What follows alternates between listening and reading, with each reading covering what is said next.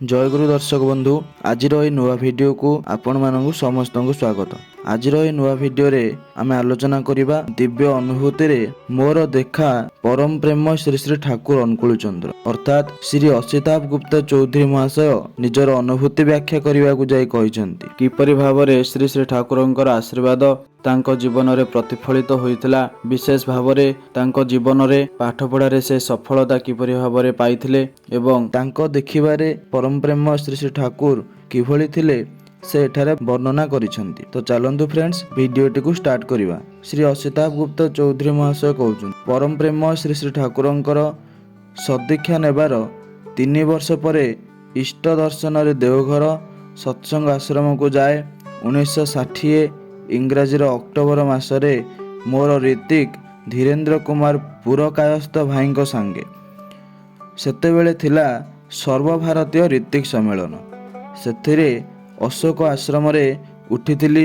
स्नान सारी ठाकुर भंगला आड़े यात्रा करिले। श्री श्री ठाकुर सेतेबेले वर्तमान मेमोरिया घरे थिले। सेठारे पहुँची देखिली श्वेत शुभ्र बिछणारे श्री श्री ठाकुर अर्धशायित अछंती।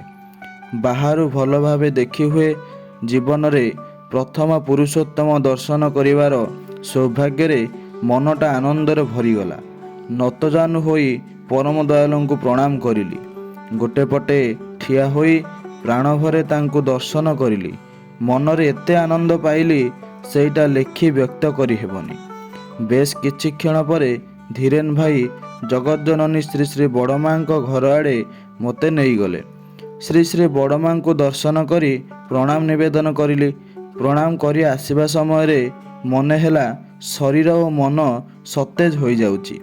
2 दिनर ट्रेन यात्रा रे क्लांति कुआड़े उभेई जाउची। परदिन भोरु उठी इष्ट पूजा समापन करी ठाकुर बंगला को गली। परम दयाल श्री श्री ठाकुर को दर्शन करी प्रणाम करिली। अनेक क्षण ठिया होई तांको दर्शन करिथिली। तांको निकटरू चली आसिबाकू इच्छा हेउनथिला। आश्रम रे जेउ कई दिन थिली रोज ही 2 बेला परम दयालु को दर्शन करिछि। प्रति वर्ष ही इष्ट दर्शन आश्रम को जाउथिली।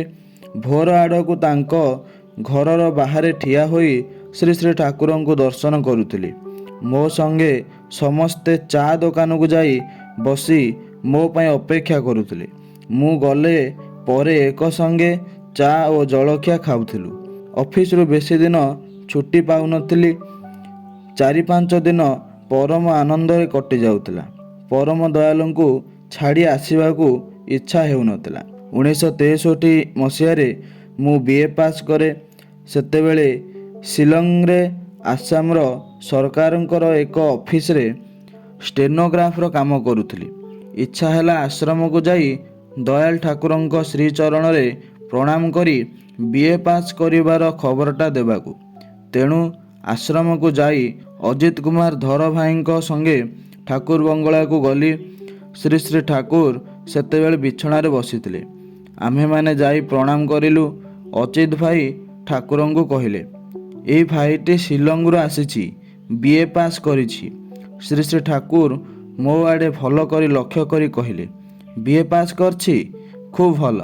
परम दयाल मते इंग्राजी रे एमए पास करी पीएचडी करिबाकू आशीर्वाद करिले। आउ कहिले देवी भाईंक खाता रे नाम लेखाई जिबाकू। परदिन सकाळे पचारिले देवी भाईंक खाता रे नाम लेखा जाइछि कि ना। उत्तर रे कहली आज्ञा लेखा अछि। 1964 साल रु बेस कई वर्ष मोर जीवन रे परपर नाना झड़झापट आसे। प्रथमे मोर भाई भुलू बा अजिताभ गुप्ता चौधरी गुरुतर भावे असुस्थ होई पड़ती। लब्ध प्रतिष्ठा डाक्तरंक चिकित्साधीन होई भी अवस्थारे उन्नति न हेबारु एवं शेष को डाक्तर जवाब दे देबारु कौनसी प्रकार आश्रम को चली आसंती एवं सेठारे श्री श्री ठाकुरंक दयारु और श्री श्री बरदांक आशीर्वाद अल्प समय सुस्थ हो उठती एवं स्वास्थ्य कारणरू सेठारे ही रही जाती। 5 जनकर परिवार भरण पोषणर दायित्व मो उपरे वर्ते। अतपरे दीर्घ दिन जाबत असुस्था माँ और बड़ भाई लोकांतरित हुअन्ति। ତତ୍ପରେ 2 ଜଣ ଭଉଣୀଙ୍କର ବିବାହ ହୋଇଯାଏ। ସେମାନେ ଦୂରରେ କଲିକତା ଓ ଓଡ଼ିଶାକୁ ଚାଲିଯାଆନ୍ତି। ଏହାପରେ ଅସୁସ୍ଥ, ଅଣ୍ଟାର ହାଡ଼ ଭଙ୍ଗା, ସବୁଠାରୁ ଛୋଟ ଭଉଣୀ କଲିକତାର ଭଉଣୀ ଘରେ ଚିକିତ୍ସାଧୀନ ଅବସ୍ଥାରେ ପରଲୋକ ଗମନ କରେ। ସେତେବେଳେ ଶିଲଂରେ ମୁଁ ଏକା ହୋଇଯାଏ। ପରେ ପୂଜନୀୟା ବଡ଼ଦିଙ୍କ ନିର୍ଦ୍ଦେଶରେ ତାଙ୍କ ଘରେ ରହୁଥିଲି। 1969 ସାଲରେ ପୂଜନୀୟ ବଡ଼ ଜ୍ୱାଇଁ ବାବୁ ଶ୍ରୀଯୁକ୍ତ ଅସିତ କୁମାର ମୈତ୍ରୀ ଆସାମ ଆକାଉଣ୍ଟାଣ୍ଟ ଜେନେରାଲ ଅଫିସରେ ଉଚ୍ଚ ପଦରେ ଆସୀନ ହୋଇ ପରେ ଉଚ୍ଚତର ପଦୋନ୍ନତି ହୁଏ ଶିଲଂ ଆସନ୍ତି। ଏହା ମଧ୍ୟରେ ପୂଜନୀୟା ବଡ଼ଦି ବି ଝିଅ ଓ ପୁଅକୁ ନେଇ ଶିଲଂ ଆସନ୍ତି। ସେତେବେଳଠାରୁ ମୁଁ ପୂଜନୀୟା ବଡ଼ଦିଙ୍କ ବସାକୁ ଯିବା ଆସିବା କରୁଥିଲି। ଦିନେ ବଡ଼ଦିଙ୍କ ବସାରେ ଆମ୍ଭେମାନେ କେଇ ଜଣ ଅଛୁ। ବଡ଼ଦି କହିଲେ, ଏଠାରେ ଅସିତାଭ ଗୁପ୍ତ କାହାର ନାଁ? ମୁଁ କହିଲି, ଆଜ୍ଞା ମୋର ନାଁ ଅସିତାଭ ଗୁପ୍ତ। ପୂଜନୀୟା ବଡ଼ଦି ସେତେବେଳେ କହିଲେ, ତୁମକୁ ନା ଶ୍ରୀ ଶ୍ରୀ ଠାକୁର ଆଶୀର୍ବାଦ କରିଥିଲେ ଇଂରାଜୀରେ MA ପାସ୍ କରିବା ପାଇଁ। ତୁମେ କ'ଣ ପରୀକ୍ଷା ଦେଇଛ? ମୋର ନିଜର ଅନେକ ଅସୁବିଧାର କଥା ତାଙ୍କୁ ଜ୍ଞାତ କରିଲି। ସେ ମୋତେ ପରୀକ୍ଷା ଦେବା ପାଇଁ ଆଦେଶ କରିଲେ। ପୂଜନୀୟା ବଡ଼ଦିଙ୍କ ଆଜ୍ଞାନୁଯାୟୀ 1972 ସାଲରେ MA ପ୍ରିଭିୟସ୍ ପରୀକ୍ଷା ଦେବା ପାଇଁ ଗୌହାଟୀ ମନ୍ଦିରକୁ ଗଲି। ସେହି ସମୟରେ ଗୌହାଟୀ ମନ୍ଦିରରେ ପରମ ପୂଜ୍ୟପାଦ ଦାଦା ଥିଲେ। ତାଙ୍କର ଅଶେଷ ପ୍ରେରଣା ଓ ଆଶୀର୍ବାଦରୁ ପ୍ରିଭିୟସ୍ ପରୀକ୍ଷାରେ ପାସ୍ କରିଲି। 1974 ସାଲର ନଭେମ୍ବର ମାସରେ ଫାଇନାଲ ପରୀକ୍ଷା ଦେବା ପାଇଁ ପୁଣି ଗୌହାଟୀ ମନ୍ଦିରକୁ ଗଲି। ସେତେବେଳେ ବି ପରମ ପୂଜ୍ୟପାଦ ଦାଦା ମନ୍ଦିରରେ ଥିଲେ। ତାଙ୍କର ହିଁ ଅଶେଷ ପ୍ରେରଣା ଓ ଆଶୀର୍ବାଦରୁ MA ପାସ୍ କରିଲି। ପ୍ରସଙ୍ଗତଃ ଉଲ୍ଲେଖ୍ୟ, 1975ର ଫେବୃଆରୀ ମାସରେ ଗୌହାଟୀ ସତ୍ସଙ୍ଗ ମନ୍ଦିରରେ ଶ୍ରୀ ବିଗ୍ରହ ପ୍ରତିଷ୍ଠା ଉତ୍ସବ ପରେ ଡିବ୍ରୁଗଡ଼ ମନ୍ଦିର ଉଦ୍ବୋଧନ ଅନୁଷ୍ଠାନରେ ଡିବ୍ରୁଗଡ଼ ଯାଇଥିଲି। ସେଠାରେ ହିଁ ଯତୀନ୍ଦ୍ର ମୋହନ ଚୌଧୁରୀ ଭାଇଙ୍କ ନିକଟରୁ ଶୁଣିଲି ମୋର MA ପରୀକ୍ଷାର ଫଳ ବାହାରୁଛି। ସିଏ ଆସାମ ଟ୍ରିବ୍ୟୁନ୍ ଇଂରାଜୀ ଦୈନିକରେ ଦେଖିଛନ୍ତି ମୁଁ ପାସ୍ କରିଛି। ପରମ ପୂଜ୍ୟପାଦ ଦାଦାଙ୍କୁ ଯାଇ କୁହନ୍ତି ସିଏ ମୋତେ ନେଇ ଗାଡ଼ି କରି ଡିବ୍ରୁଗଡ଼ ଟାଉନକୁ ଯାଆନ୍ତି। ସେହି ପତ୍ରିକା କିଣି ଆଣି ତାଙ୍କୁ ଦେଖାଏ।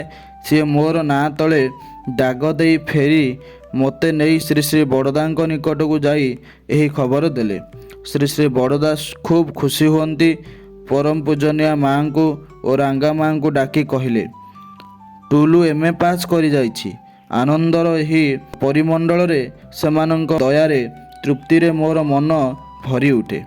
ଏହାର ବେଶ କିଛି ଦିନ ବାଦ ବିଶିଷ୍ଟ ଶିକ୍ଷାବିତ୍ professor doctor Damodar Thakur north eastern hill ୟୁନିଭର୍ସିଟିରେ ଡାଇରେକ୍ଟର ଅଫ ଫରେନ୍ ଲାଙ୍ଗୁଏଜେସ୍ ହୋଇ ଆସିଥିଲେ। ତାଙ୍କ ସଙ୍ଗେ ଦେଖା କରି ମୋର PhD ସମ୍ପର୍କରେ ଆଲୋଚନା କରିଲି।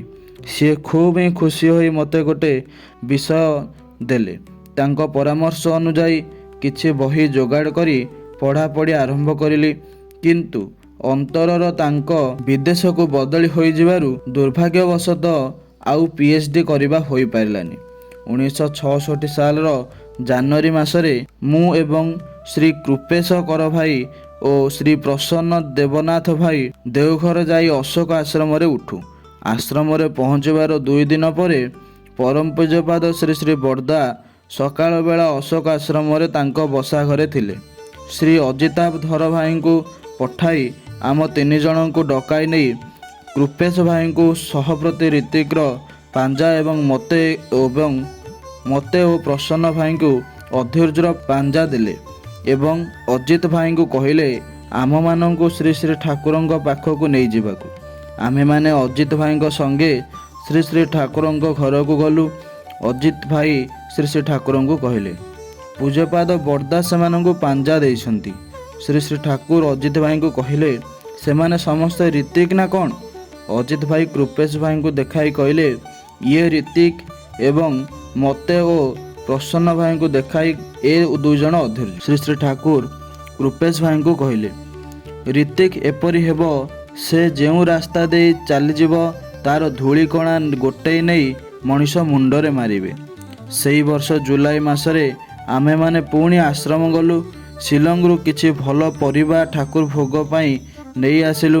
ପ୍ରାୟ ଶେଷ ରାତ୍ରି ବେଳକୁ ଆମେମାନେ ଜଟଣୀ ଷ୍ଟେସନରେ ପହଞ୍ଚି ସେଇ ଭୋର ରାତ୍ରିରେ ହିଁ ଆଶ୍ରମକୁ ଗଲୁ। ଅଶୋକ ଆଶ୍ରମରେ ଆମମାନଙ୍କର ମାଲପତ୍ର ରଖି ଭୋଗ ଜିନିଷ ଗୁଡ଼ିକୁ ନେଇ ଠାକୁର ବଙ୍ଗଳା ଗଲୁ। ଦୟାଳ ଠାକୁର ସେତେବେଳେ ମୁହଁ ଧୋଉଥିଲେ।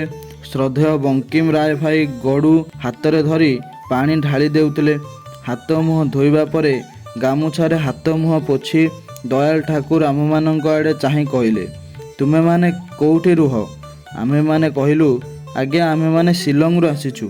ଆମେ ନେଇଥିବା କ୍ୟାପ୍ସିକମ୍ ଦେଖି ଠାକୁର କହିଲେ, ସେଗୁଡ଼ିକ କ'ଣ? କହିଲେ, ଆଜ୍ଞା ଏକ ପ୍ରକାର ଲଙ୍କା, କିନ୍ତୁ ରାଗ ନୁହେଁ। କିଛି କ୍ଷଣ ପରେ ଶ୍ରୀ ଶ୍ରୀ ବଡ଼ଦା ଆସି ଦୟାଳଙ୍କୁ ପ୍ରଣାମ କରିଲେ। ଠାକୁର ବଡ଼ଦାଙ୍କୁ କହିଲେ, ବଡ଼ଖୋକା, ସେମାନେ ଯେଉଁ ଜିନିଷ ଆଣିଛନ୍ତି ଖାଇ ଦେଖିଲେ ହେବ। ଶ୍ରୀ ଶ୍ରୀ ବଡ଼ଦା କହିଲେ, ମୁଁ ସବୁ ଦେଖିଛି।